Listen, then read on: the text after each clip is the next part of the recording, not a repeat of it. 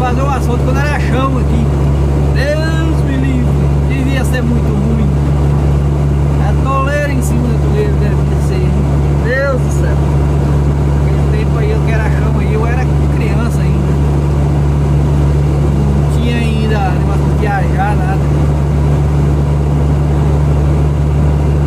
Nem conhecia aqui direito como era chão aqui. Eu vim conhecer aqui, andar pra cá, já tinha asfalto, já. Aí andei, peguei ruim aqui, muito buraqueira. Eu trabalhei no Guaporé, que eu vinha buscar gado pra cá, para levar pra gente. Você tá doido? Era buraco em cima de buraco. Você tá brincando, hein? Era buraco demais, hein? Olha!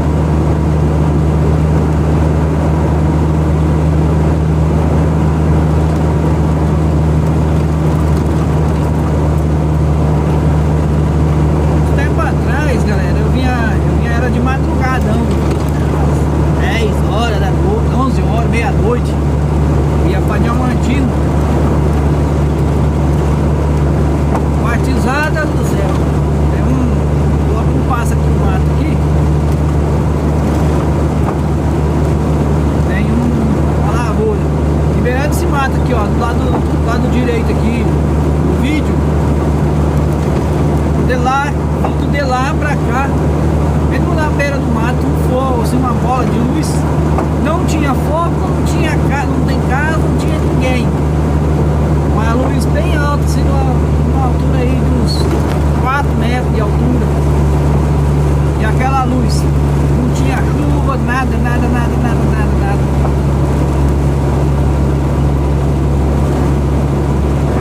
Sei lá que era aquilo.